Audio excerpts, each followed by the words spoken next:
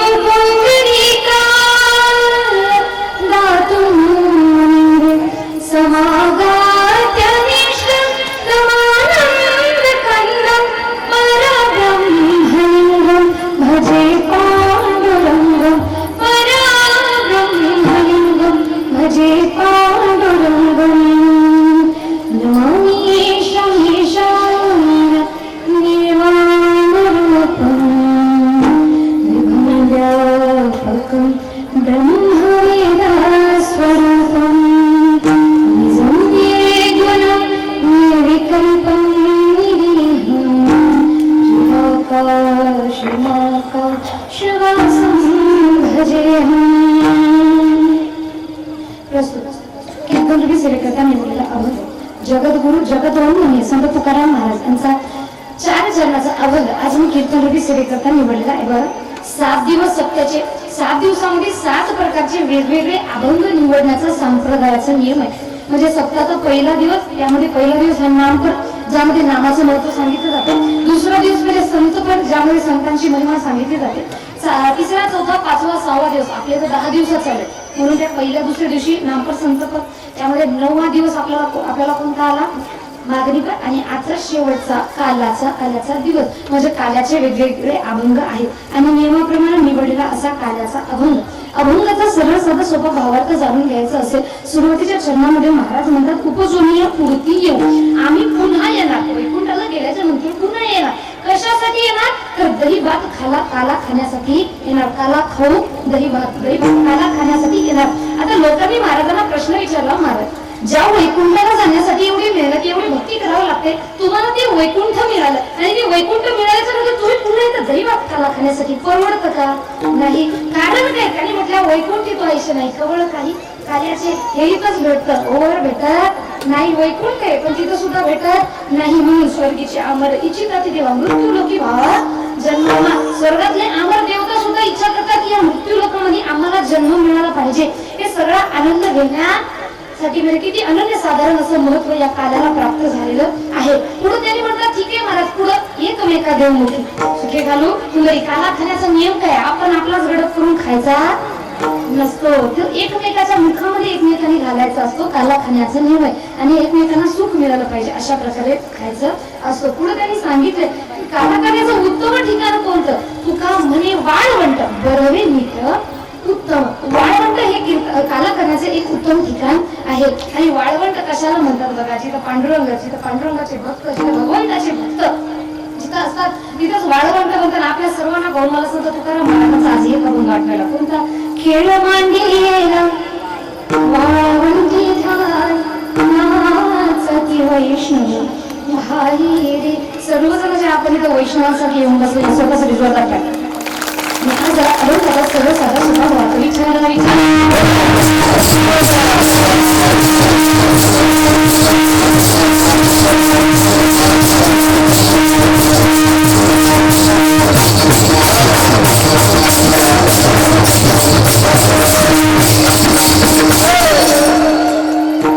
प्रथमतः मी आपल्या सर्वांच्या मनापासून धन्यवाद म्हणते.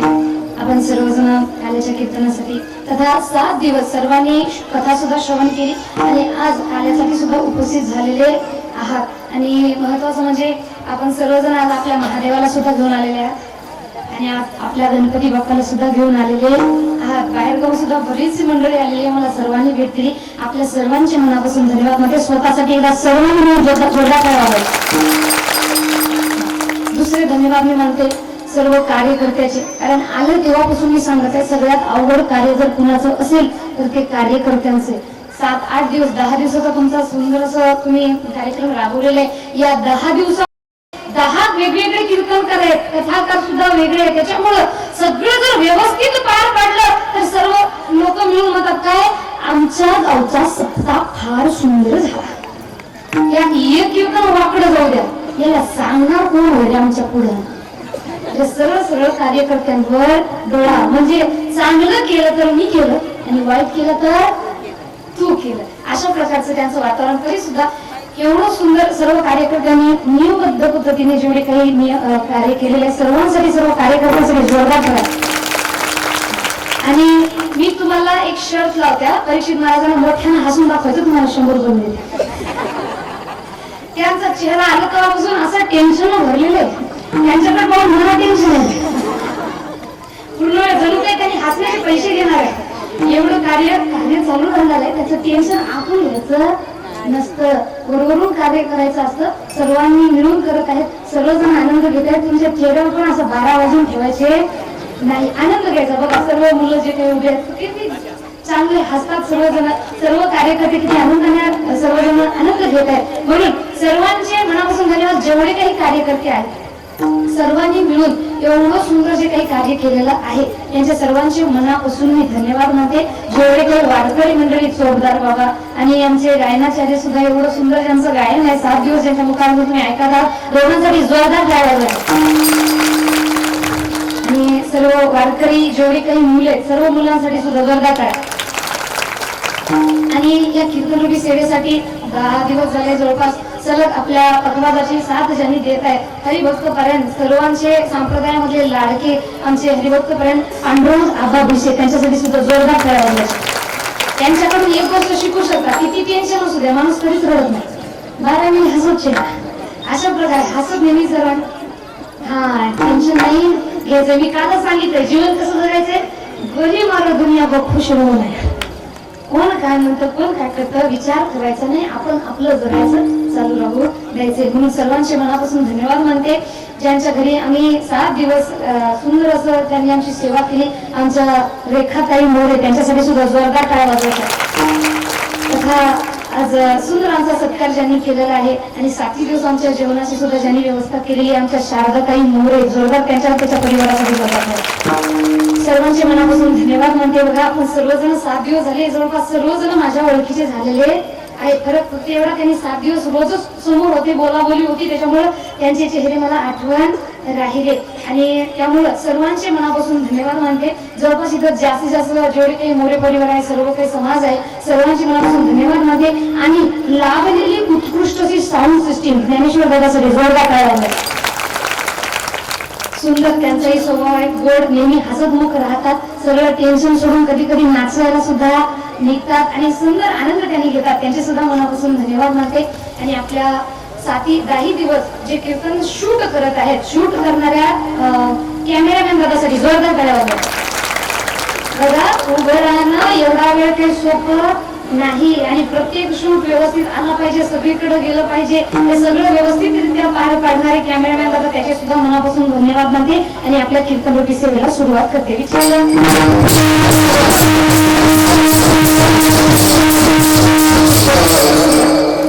प्रथम चरणामध्ये महाराज म्हणतात, उपजोनिया पुढती येऊ आम्ही वैकुंठाला गेल्यानंतरही पुन्हा येणार. कशासाठी? तर काला खाऊ दही भात, दही भात काला खाण्यासाठी आम्ही पुन्हा येणार. बघा एवढंच महत्व या दही भात काल्याला मिळालेलं आहे की महाराज म्हणतात वैकुंठाला जाण्यासाठी आपण किती भक्ती करतो.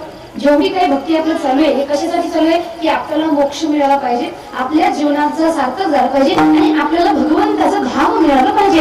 यासाठी रात्रंदिवस काबाड कष्ट करत करत आपण पूर्ण वेळ देऊन रात्री झोप येते तरी सुद्धा कीर्तनाला येऊन बसतो. का?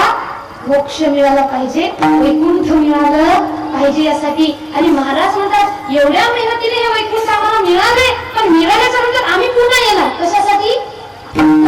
दही भात काला खाण्याकरिता. बघा आपल्याकडे लोक म्हणतात आम्ही सुद्धा येऊ, पण कशासाठी? दही भात काला खाण्यासाठी का? नाही, आम्ही हे खाण्यासाठी किंवा हे पिण्यासाठी. कारण आम्हाला दही भात काला जास्त आवडत नाही, आम्हाला हे आणि हे सगळ्यात जास्त आवडतं. माणसाचे जीवन बरबाद राहिले ते पिऊ पिऊ खाऊ खाऊ तरी सुद्धा कुणाला सुटणं. याचं कारण काय? तर राष्ट्रसंत तुकडोजी महाराज सांगतात याचं कारण अमृत छोड़ा पिता है शराब रे, भगवान के नाम से लो लिया, क्या किया क्या किया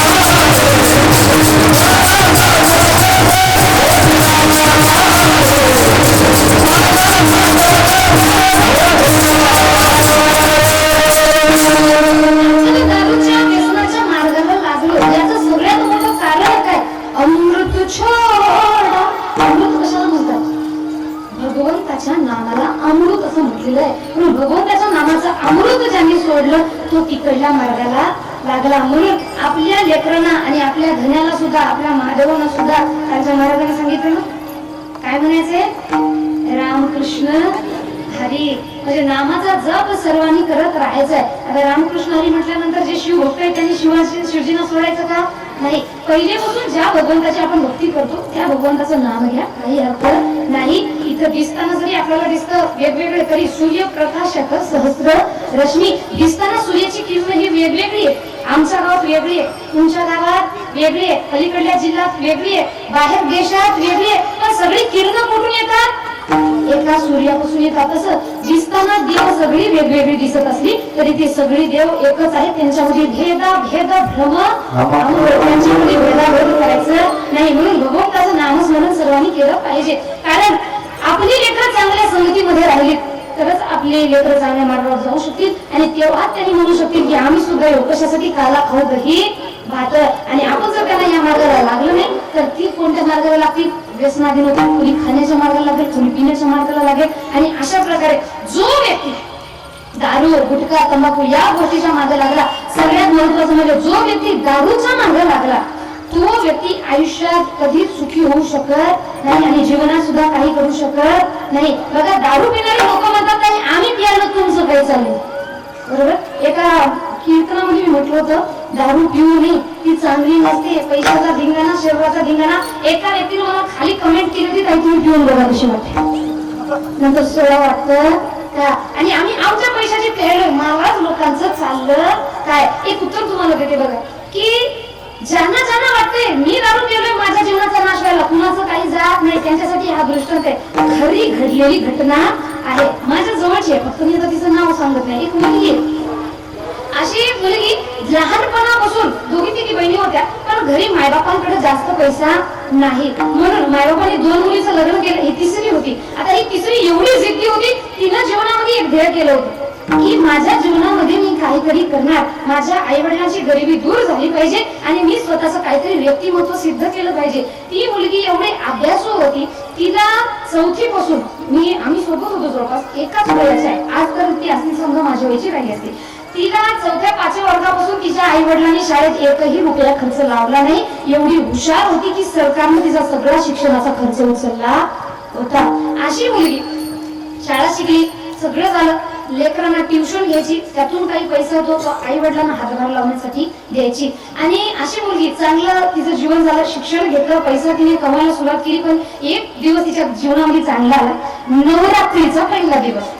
तिच्या जीवनातला चांगला आणि वाईट दोन्ही म्हणायला हरकत नाही. नवरात्रीचा पहिला दिवस आणि त्या मुलीला नवरात्रीच्या आधीच्या दिवशी एक लेटर आलं, ते होतं बँकेमध्ये तिची जॉईनिंग होणार होती, तिला बँकेमध्ये जॉब लागली होती. म्हणजे बघा, एवढ्या संघर्षातून एवढी शिकलेली मुलगी, आज तिला एका रुपयाला महाग असणारी मुलगी, आज तिला गव्हर्नमेंट नोकरी लागणार होती, तिला गव्हर्नमेंट जॉब लागणार होती.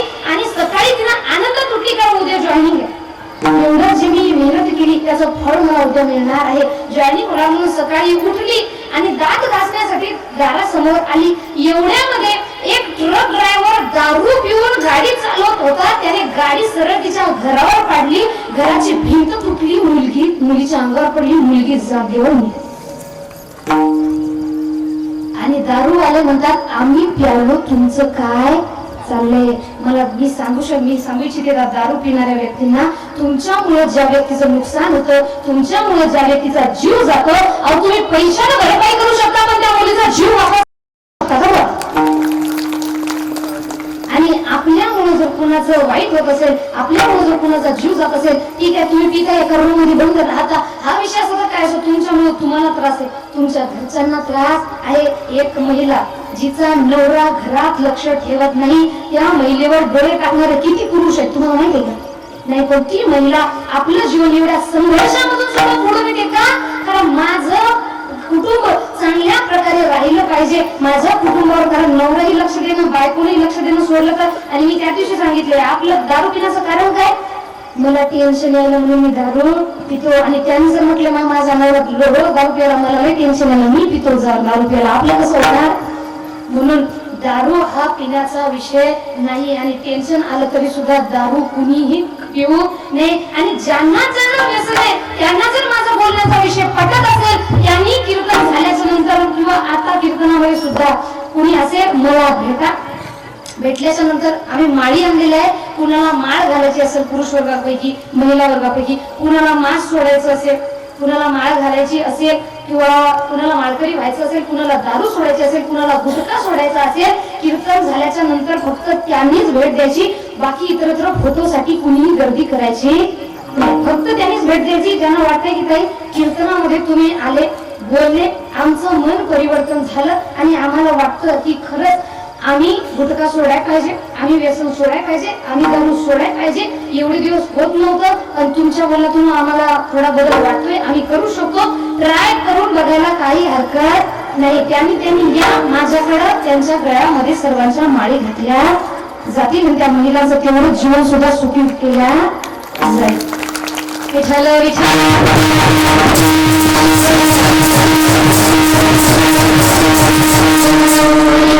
बघा आज आपण पितोय आणि आपली लेकरं आपल्याकडे पाहतात. उद्या आपण आपल्या लेकरांकडे काय आदर्श ठेवायला तो माझा बाप तर पुढे खातो, माझा बाप तर दारू पितो, मग मी का करू? नाही, मी पहिल्या दिवशी सांगितलं होतं महिला वर्ग, समजा मी जर दारू पिऊन आली आणि तू मला म्हटलं मला दारू प्यायची नाही, तुम्ही माझं ऐकणार का? नाही. मग आपण आपल्या लेकरांसमोर दारू गुटखा पुड्या सगळ्या ब्रिस्टान ओढतोय, बिड्या ओढतोय आणि लेकरांना सांगतोय हे चांगलं नसते, ते आपलं ऐकणार का? नाही. आपल्या माघाऱ्या का होईना करेल, कारण लेकरांसाठी त्यांचे आदर्श कोण असतात? त्यांचे आई आणि वडील लेकरांसाठी त्यांचे आदर्श असतात. बाप जर खापीत असेल, बाप जर खात असेल तर यापेक्षा लेकरांना दुसरं काही कशाची गोष्ट परवा करणार नाही. तो सरळ म्हणून माझा बाप खातो, मी सुद्धा खाईल. असं आमच्या गावामध्ये, आमच्या जवळपासच्या गावामध्ये कुटुंब होतं. तो व्यक्ती लहान मुलगा होता तोपर्यंत त्यानं दारू पिली, गुटखा खाला, आपलं आयुष्य बर्बाद केलं आणि त्याच्याकडे बघून त्याने मुलाला खूप चांगले संस्कार दिले, पण बापाकडे बघून मुलगा बिघडला. आणि तेव्हा बापाला वाटलं अरे माझा मुलगा बिघडला, आता काय करावं? आता आपण सोडलेली बरी, आता बापाला सोडली पण मुलगा काय सोडायला तयार नाही. मग आपल्या लेकरांसाठी तरी लेकरांवर कृपा करा. आपली लेकरं चांगल्या मार्गावर गेली पाहिजे, आपल्या लेकरांना आपली लाज नाही वाटली पाहिजे. यासाठी कुणीही दारू गुटखा खाऊ नका, दारू पिऊ नका आणि गुटखा सुद्धा खाऊ नका. विचारलं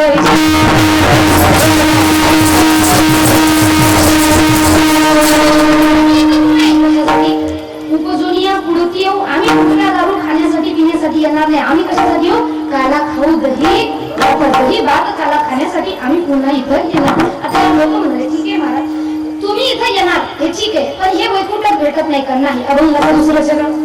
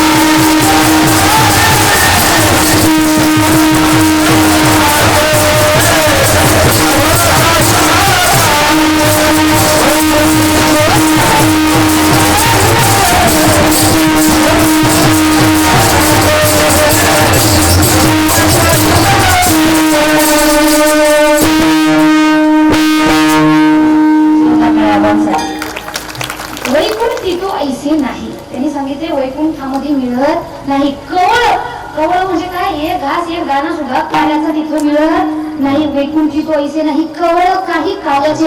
आणि त्यामुळे आम्ही पुन्हा येणार कशासाठी? दही भात काला खाण्याकरता येणार. बघा वैकुंठाला सोडून जर इथे येत असतील तर त्या दही भात काल्याला किती महत्व, अनन्यसाधारण असं महत्व प्राप्त झालेले आणि ते आपल्याला इथं मिळत आहे. आणि याचं कारण काय मला खरं तर तुमच्या गावामध्ये भक्ती करा, दहीभात काला खा हे मग आम्हाला सांगायची गरज पडणार नाही, कारण 7 दिवस आम्ही आपल्या गावामध्ये गावातला एक व्यक्ती एवढा भावनिक आणि एवढा सात्विक आहे की भक्ती कशी करावी हे तुमच्या गावाकडून शिकायला हरकत नाही. एवढं सुंदर. मागे कपडे घ्यायला दुकानामध्ये गेलो, सगळं कार्यकर्ते आमच्या सोबत, काही कपड्याचे पैसे द्यायचे नाही, म्हटलं मग आम्ही कपडे घेत नाही असं कसं चालणार आहे तुमचं?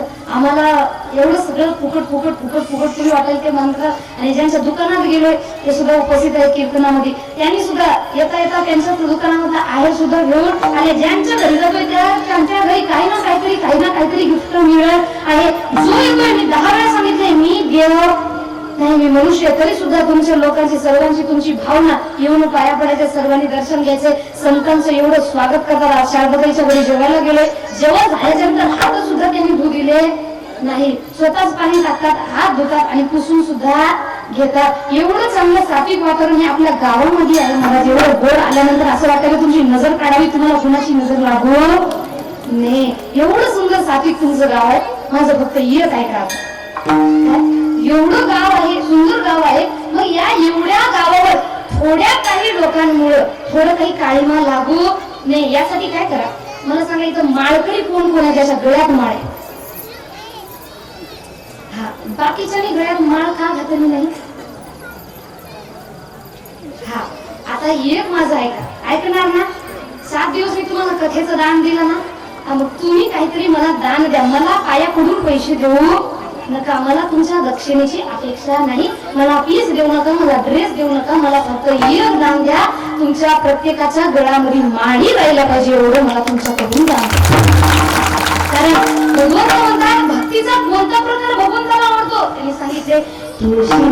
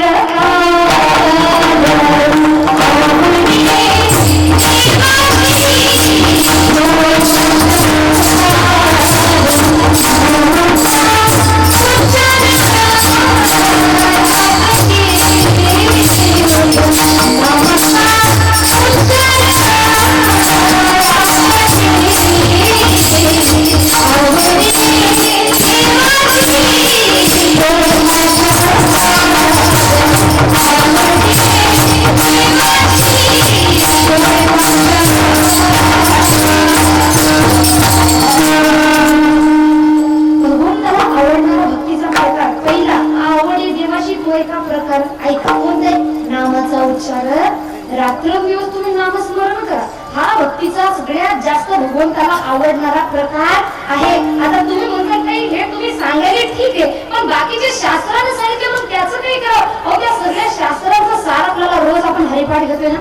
ज्ञानोबांनी सांगितले 4 वेद 6 शास्त्र 18 पुराण, चहुवेदी जाणू साही शास्त्र कारण आणि 18ही पुराण हरीशी राठी. 4 वेद 6 शास्त्र 18 पुराण सर्वांचं सार आहे. एक हरिनाम एवढी ताकद या नामस्मरणामध्ये आहे. अजून त्यांनी सांगितले बैसरिया थाळी म्हणतात राम राम काय होय श्रम. आयशे सांगा बसल्या ठिकाणी म्हणा काही आपल्याला श्रम लागणार नाही. सर्व मिळून बरोबर जय श्रीराम,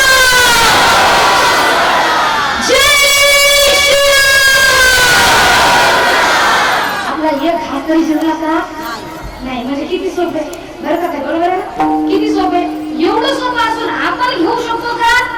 नाही, कारण आपल्याला देवाच्या नावापेक्षा अजून एक गोष्ट जास्त वाटते. हिच्या घरात काय चाललंय, तिच्या घरात काय चाललंय, हिच्या घरात मागायचं, हिचं काढायचं, तिच्या घरात मागायचं. बरोबर ना? संत तुकाराम महाराज म्हणतात नाम एवढं सोपं आहे, पण आपण ती घेत नाही. आपण काय करतो?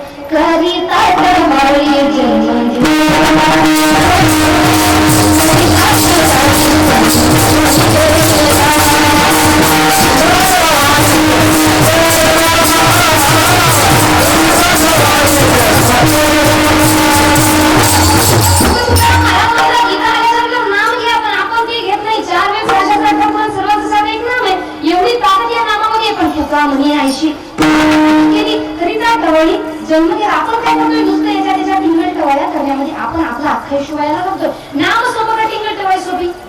नाम डायरेक्ट घेऊ शकतो, पण टिंगल टवाळीसाठी आधी काय करावं लागतं? शोध घ्यावा लागतो. कुणाच्या घरात काय चाललंय, कुणाची पळून गेली का, कुणाची कुणाला बघतोय का?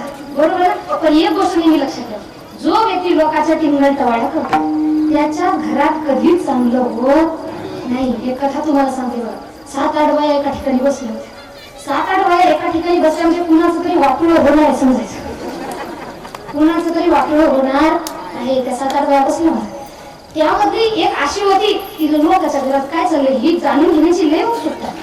पण ती थोडी गावाला गेली होती त्याच्यामुळे गावात काय चाललंय 3-4 दिवस तिला माहित नाही. मग तिनं विचारलं शेजारीला गावात काय चाललंय. ही काय सांगते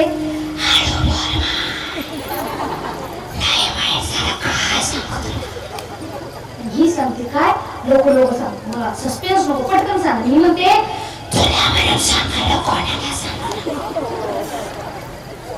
होतं ना असं. जर तुम्ही असा डायलॉग बोला समजून घेते 100% पुढे जाणार. कारण जोपर्यंत पुढे जाणार नाही त्या महिन्याचं पोटात दुखायचं थांबणार नाही. क्या बात आहे वा. आणि अशा प्रकारे ती म्हणू लागली तुला म्हणून सांगायला कुणाला सांगू नको. मी म्हणते लवकर सांग. हिनं सांगायला सुरुवात केलं काय सांगू शेजाऱ्याची पोरगी गेली की मला. ही काय म्हणते उत्सुकतेनं गेली का जाऊ दे ती जाणार मला अंदाज आला होता. ती गेली जाऊ दे पण कोणासोबत गेली ते आधी सांग. ही म्हणते जास्त उत्सुक नको. लोकांच्या घरात लक्ष ठेवायची सवय. ऐक माझं तुझ्या गावाला गेली होती तुझाच पोरगा तुझ्या शेजाऱ्याची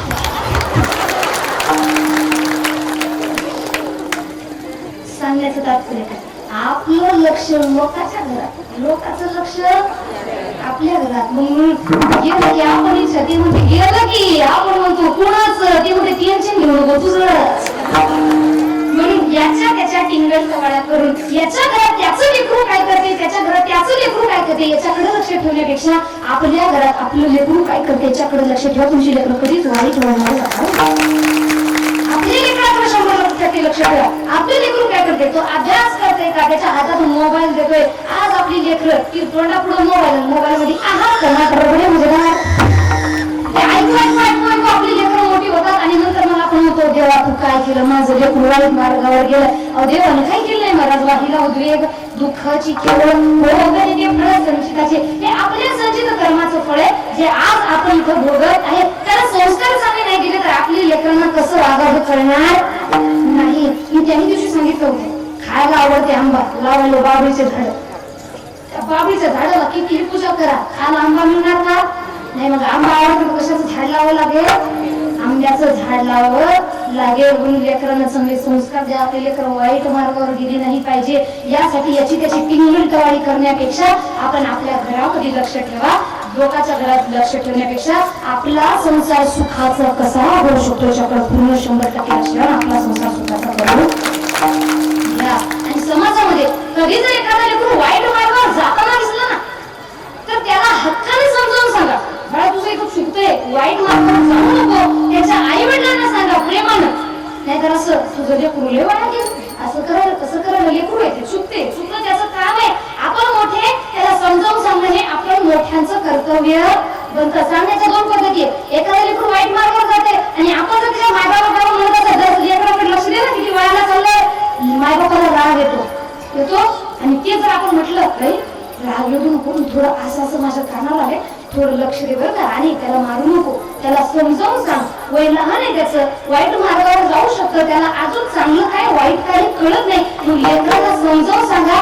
मायबापांनी लेकरांसोबत त्याचा मित्र बनून राहायला पाहिजे का. कारण बघा आपल्याला युवा मंडळींना काय भेटू यांच्या नावात आपण मित्रांकडे जातो मित्रांकडे का लेकरांकडे मित्र हे ऑप्शन काय कारण त्यांना माहिती माझे मायबाप समजून घेणार नाही. एकतर भक्ती नाही मग शिव्या दिली नाही तर मग रडापडी करून इमोशनल ब्लॅकमेल करतील. पण एक ऑप्शन ठेवा आपल्या लेकरांना मित्रांकडे जाण्याची गरजच पडली नाही पाहिजे. आपल्या लेकरांना किती मोठ्यात मोठी गोष्ट असली ना ती सुद्धा मायबापांसोबत शेअर करावी. कारण एकदा मित्र वाईट सल्ला देऊन लेकरांना वाईट मार्गावर नेऊ शकतात. मायबाप सल्लागार असले तर मायबाप कधीच चुकीचा सल्ला देणार नाही. मायबापाचा सल्ला घेतल्यावर लेकर वाईट मार्गावर जाणार.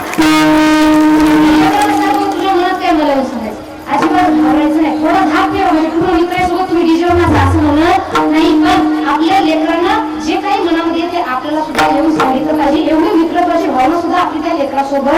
ठेवा, कारण आपण लेकरांना संस्कार द्यायला 2024 अपेक्षा करायला 1942 संस्कार कोणते देतो? यो यो हनी सिंगर मुझो बड़ा बात बोलना की अन्ना के जैसा चष्मा लगा लेकरांकडून अपेक्षा करतो 1942 सारख्या लेकरांची की शब्द टाकला की त्याने म्हणा जो आज्ञा पिताशी जीव द्यायला सुद्धा असं होणार नाही. वेळ काळ बदलतोय त्यानुसार आपल्याला सुद्धा चालावं लागेल. म्हणून लेकरांना चांगले संस्कार द्या. आपली लेकरं जर चांगल्या मार्गावर राहिली तरच त्यांनी चांगले शिकतील, चांगले होतील. आणि माझा विषय काय होता? हे कधी राहतील जेव्हा आपण स्वतः सात्विक हो. सात्विक कधी होईल? भक्ती भावानं भगवंताला भक्तीचा कोणता प्रकार होतो? नामस्मरण. अजून गळ्यामध्ये तुळशी माळ करा, गळ्यात गोपी चंदन. मला सांगा कोण कोण माळ घालणारे हात वर? कीर्तन झाल्याच्या नंतर तुम्ही कधी घाल असा विषय नाही. इथून एका हप्त्यानंतर घाला. पण कोण कोण घालणार आहे? 1 2 3 4 5 6 7 8 पुरुषांपैकी तुम्हाला अजून दोन पाहिजे काही दोन? हा म्हणजे तुझ्याकडे आधीच आहे का? आहे का? वा वा वा पुरुषांसाठी जोरदार. आणि आपला मालक घालत नसेल त्याच्या गळ्यात जबरदस्ती घालवा. एवढं मी आपण करू शकतो ना. स्त्री हट्टा पुढे त्यांना झुकावं लागलं पाहिजे. अशा प्रकारे महाराज म्हणतात आम्ही इथं कशासाठी येऊ? आम्ही इथं कशासाठी? तर डाळ भात खाण्यासाठी येऊ. आणि महत्वाचं म्हणजे वैकुंठी तो ऐशी नाही कवळ काही करायची. वैकुंठात या करायचं एक कवळ सुद्धा मिळत नाही, एक घास सुद्धा मिळत नाही. पुढून लोक म्हणाले ठीक आहे महाराज आम्ही सुद्धा करू. कसं खायचं? त्यांनी म्हणतात एकमेका देऊमुखी एकमेका देऊमुखी सुखी खाणं मुंबई एकमेकाच्या मुखामध्ये काला घालायचा असतो. आपलं आपण खाऊन मोकळं व्हायचं नसतं. बघा जो व्यक्ती आपला आपण खाऊन मोकळं होतो ना ते त्याच्याकडे पैसा असेल सगळं असेल पण मनामध्ये समाधान राहणार नाही. आणि एक दृष्टांत तुम्हाला सांगते. एका देव आणि राक्षस दोघांमध्ये श्रेष्ठत्वाने स्पर्धा लागली. देव म्हणू लागले आम्ही श्रेष्ठ आणि दानव म्हणू लागले आम्ही श्रेष्ठ. सगळे जण मिळून श्री विष्णूकडे गेले आणि श्री विष्णूला म्हणतात देव आणि राक्षस दोघांपैकी जास्त श्रेष्ठ कोण? आता श्री विष्णूला डायरेक्ट निर्णय दिला तर तुम्हाला पटणार नाही. आपण एक स्पर्धा करू. कोणती? जेवण्याची. आता राक्षसाचं खाणं कसं असतंय सगळ्यांनाच माहित आहे. मग ते म्हणाले ठीक आहे खाण्याची स्पर्धा करायची. राक्षसाची स्पर्धा ठरली आणि कशी जेवण करायची. पण त्यांनी सांगितले 5 मिनिटांमध्ये चालतं सगळं अन्न तुम्हाला संपवावं लागेल. हे म्हणजे आम्ही पराठीचे खाऊन संपवू शकतो. स्पर्धा सुरू करा. समोर स्पर्धा सुरू केली. कोण आधी जेवणार? तर राक्षस म्हणाले आधी आम्ही. पण त्यांनी सांगितले जेवताना एक नियम आहे. कोणता? राक्षस असो किंवा देव असो दोघांचे हात असे बांधले जातील. कसे? समोर बांधल्या जातील आणि तुम्हाला असं जेवण करायचं आहे. आता राक्षसांचे हात बांधले गेले आणि जेवायला बसले. 5 मिनिटाचा त्यांच्याकडे वेळ. मला सांगा तुमच्या असं बांधल्यावर तुम्हाला जेवता येईल का? जेवता येईल का? नाही. पण तरी सुद्धा राक्षसांना कोण सांगायचं? मला त्याने डोक्याचा विचार केला नाही. सरळ घास घ्यायचा वरून कधी इकडून सोडायचा, कधी इकडून सोडायचा, कधी डोळ्यात पड, कधी तोंडात पड, कधी कपड्यावर पड. एकही घास कुणाला खाता आला नाही. यानंतर राक्षस खाली देवाची भाजी आहे. राक्षस म्हणतात आम्ही एवढे बल्लाडे आम्ही नाही करू यांचं कुठं काय लागायचं यांनी तर आधीच बाहेर निघून जाऊ लाजकाचं आम्ही श्रेष्ठ होणार. आता देव म्हणतात तुम्ही थांबा. आमच्याकडे डोके आमच्याकडे फक्त शक्ती असून चालत नाही डोकं सुद्धा असावं लागतं. आता देवानी पंक्ती बसवल्यावर कशा बसवल्या? समोरासमोर. एक इकडं एक त्याच्या समोर, एक इकडे एक त्याच्या समोर. आता देवांचे हात बांधण्यात आले. देवांना माहित होतं कितीही काही झालं तरी आपण आपल्या हाताने खाऊ शकणार नाही. पण युक्ती एक करायची. काय? आता त्यांनी काय केलंय? ज्याचे हात बांधून होते त्याने त्याच्या ताटाला घास घ्यायचा समोरच्या तोंडात घालायचा, समोरच्याने याच्या तोंडात घालायचा. 5 मिनिटांमध्ये जेवण सांगायचं तात्पर्य काय? एकटा खाऊ शकत नव्हता आपण. राक्षसाचं म्हणणं कसं असतंय? हम तो डुबे के सम लेकिन तुझको लेके डुबेंगे. मी तर श्रेष्ठ होणार नाही पण तुला सुद्धा होऊ देणार नाही. मी मरेल पण तुला जगू देणार नाही. हे राक्षसांची वृत्ती आहे. आणि देवांची वृत्ती कशी आहे? मीही जगलो पाहिजे तोही जगला पाहिजे. आणि म्हणून एकमेकाला घेऊन एकमेकाच्या तोंडात घालायचं असतं. एक गोष्ट नेहमी लक्षात ठेवा. जो